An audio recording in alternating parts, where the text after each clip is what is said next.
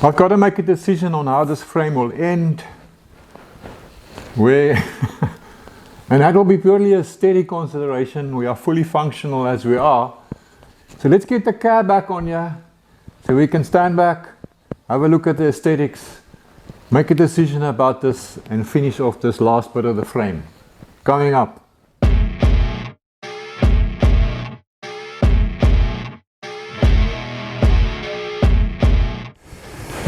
Hey, how's it, yokes, and welcome back to the shop. If you don't know me, my name is Duff, and I am addicted to rusty old American cars and trucks, like this 1939 Hudson. But what's kind of strange though, is that I live down in South Africa, and my one-man shop is located in the middle of a forest, on a small farm.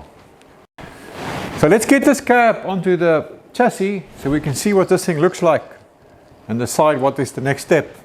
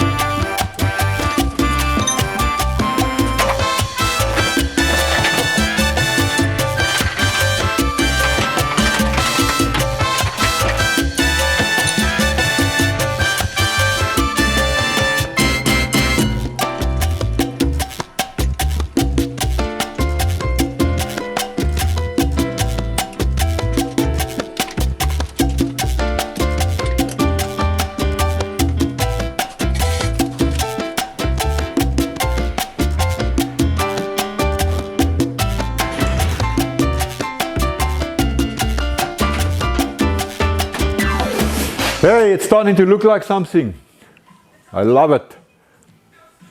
Yeah, so after crawling around on the floor like a half-squashed bug, I only got a few bolts in on this fender, but I see it's still going to need some kind of an internal bracing. It's quite floppy. And then, yeah, I'm hoping to still find that blue paint color underneath this white. I've been sanding down the white on the cab, and I discovered that blue underneath. If it's not there, and I don't think it is, there's a sort of a brown paint underneath. I don't know why. Then I'll have to do something to match it down the line. What is that fancy word they always use? Falks patina. Do I say that right? Fake patina. So we are currently fully slammed, and the lowest part of the frame is maybe 1.5 inches, 38-40mm off the ground. But I don't like this gap. So I've got this 1937 Chevy bumper here. Just want to stick it in here and give it a try. Because I've got the idea of fitting a bumper here to close up this gap. Yes, I don't think I'm going to use this one, but it gives a good idea. I think this is exactly what I'm going to do, but I'll make something a little bit wider so we don't have that gap that we see there. Yeah, that's gonna look quite cool, something like that. Let's give it some air so we can see what that looks like. Back end.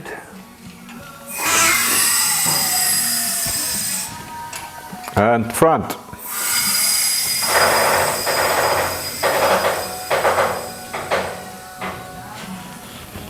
I might actually move it another notch on the splines on the torsion bars to get a little bit more lift.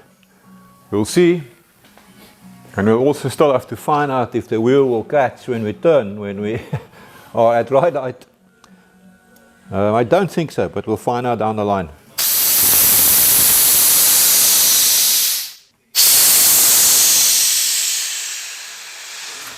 This is a side view when I'm fully slammed, and the frame is still visible there. Here in the back, the frame is about 3/4 of an inch, 20 mm off the ground. I would like to fit a wear plate, strike plate, spark plate. So in order to close up this gap and improve the visible, the aesthetics, I would like to build myself a running board. I haven't got the original ones. Something rough. Let's get that back into place. Something roughly to that effect. Yeah, I think that will actually look quite cool.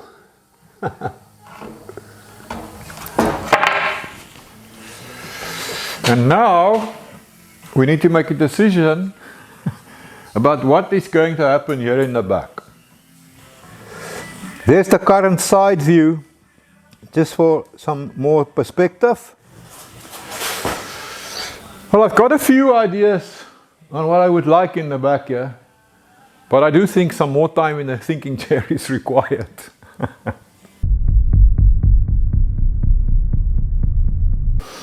I have the original load bin out there. It's pretty rotten. I've also actually still got the original rear fenders as well. So I think I should go and fetch it, so we can see what we can salvage from that and take it from there.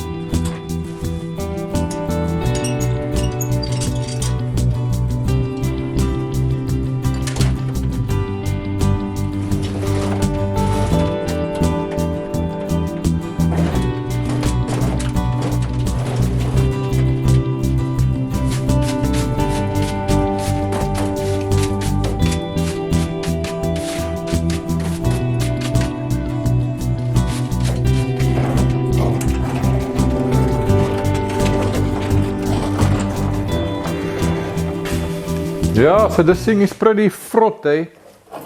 Oh, there's another cool Afrikaans word. Frot is Afrikaans for rotten. It is frot. To care as well. So I actually only want this piece. And I was thinking of just making it from scratch. It's easy enough. But you know what? This is a piece of American steel that's more than 80 years old. So I think I'm just going to salvage it anyway, because it is what it is.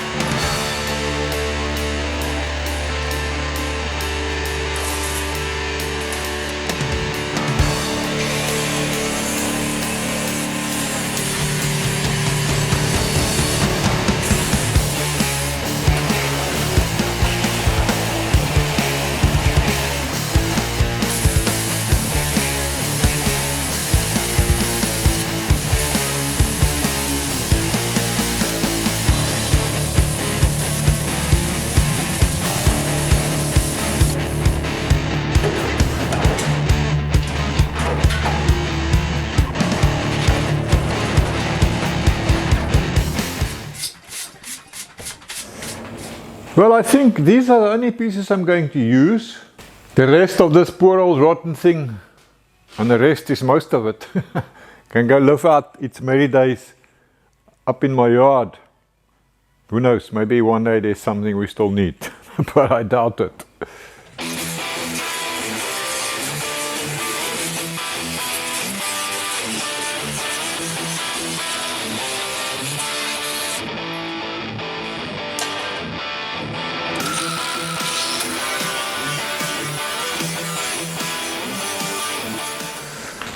So let me explain what I've got going on in my head. I've got the original 1939 Hudson rear fenders, but if I stick them on here, I don't know, I feel they go back too far. I really would like to stop the truck just behind the back wheels. So I don't think that this is going to work for me. By the way, these fenders were actually modified by somewhere down the line. Originally they were round here, so someone cut away that section and decided to create that ugly line. Originally it had this nice round curve. So yeah, I don't think this is going to work for me. So then I thought, let me turn them around, so I'll fit the one from that side on this side. Something like that. So I like the fact that it's stopping much shorter here. But now I'm not sure that that curve in relation to what's happening with the front fender is working for me either. So yeah, I'm not convinced that this is the right thing to do. I mean, I can modify this cutout and fill in that piece down there and all of that. But no, I'm not convinced. I got this piece of a Beetle rear fender, so now I'm thinking maybe I should try that. Something to that effect. I got this piece from Knowles at Crazy Customs. He did a conversion, he built a little Volkswagen Beetle rod for someone. And this was cut off of the back. And then, yeah, he kind of gave it to me. So I think, yes, I think I'm starting to like this idea. I can always change the arc here if I wanted to, fill it in a little bit. But I do like the fact that it stops nice and short there. Excuse me. And the curve here in the front looks much better to me. So I really think I'm going to see if I can do something with this. Now this piece that I just cut out of that load bin was originally on the right hand side, so this was the front. But now I'm going to turn it around and put it in like this. Something like that. And take it from there. Let me just see what I can do to hold it in place like this. So I've just got it balanced here on the wheel. Now I can put this back end wherever I want, where it stops. If I cut a little bit shorter there, I can move it further forward. Let me stick on that piece of Beetle fender. So we see what that looks like. Another balancing act. Just to get a feel for where we're going.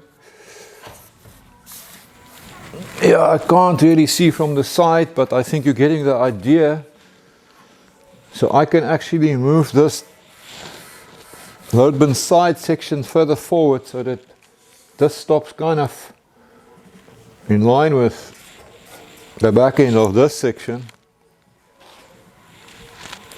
And then I can fill this in with some new plate.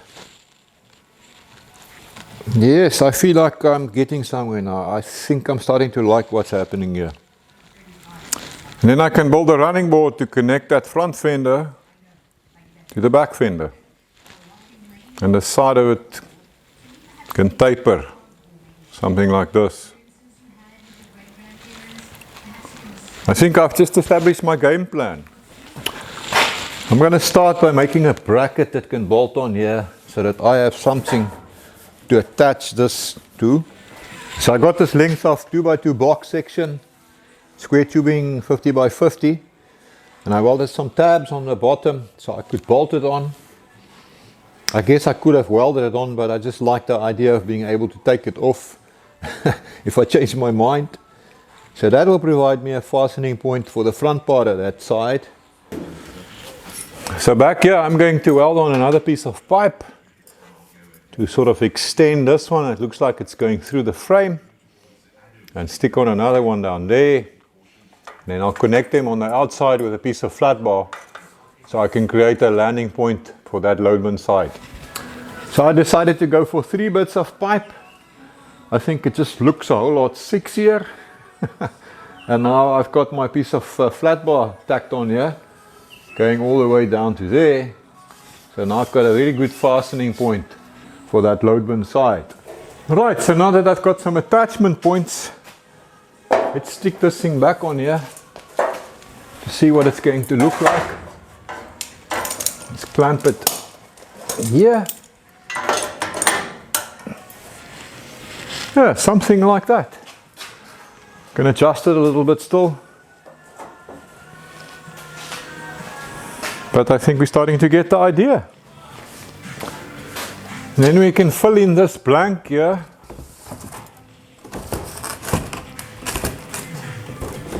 Yeah, preferably with a piece of steel though. The one for the right hand side, it's got a lot of rot here. In fact, somebody welded in a plate here at some point in history. So I think I'm just going to cut this complete piece out and replace it.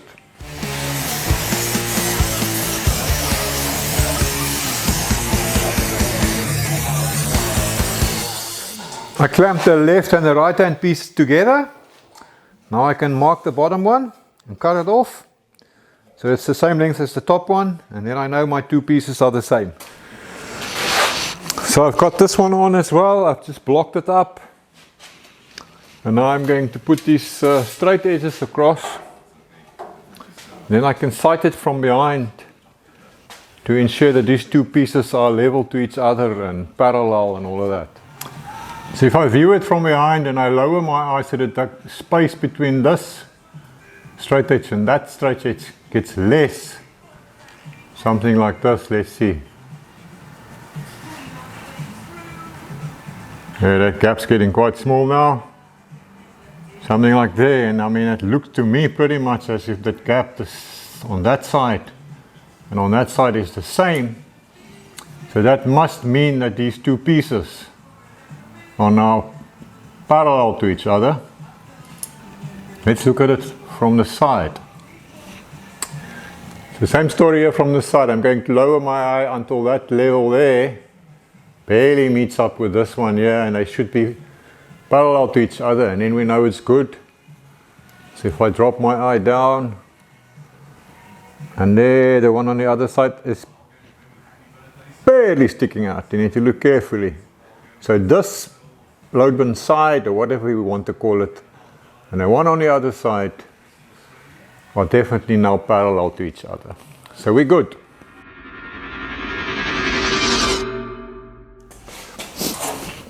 I've got my two side pieces bolted on now, so that can't move anymore. And now I've got this idea to stick in this box section. It's 4x2, 100 by 50. No prizes as to where I got it from.